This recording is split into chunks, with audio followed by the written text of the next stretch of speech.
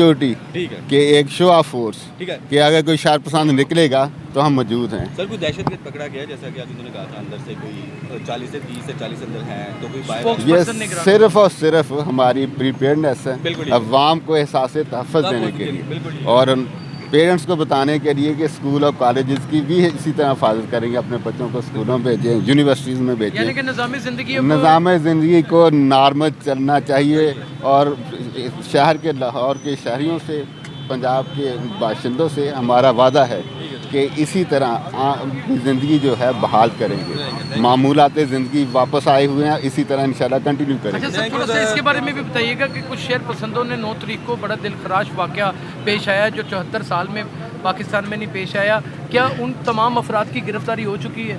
उनमें से बहुत सारे जो हैं बिहाइंड द बार हैं, जो रह गए हैं इंशाल्लाह वो भी जल्दी पकड़े जाएंगे। पुलिस का मुराल कैसा है सर?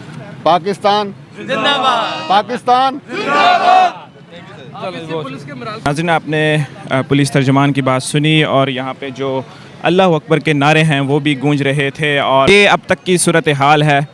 नाज़रीन, मैं आपको बताता चलूँ, इस वक्त ये लोग ज़मान पार्क से वापस आ रहे हैं और जो दस्ते हैं वो वापस इस तरफ कैनाल रोड की तरफ जा रहे हैं। अभी पुलिस के जो तर्जमान थे उन्होंने भी हमें बताया है कि हमारा जो मोरल है वो अभी भी अप है और हम पाकिस्तान जिंदाबाद के नारे लगा रहे हैं।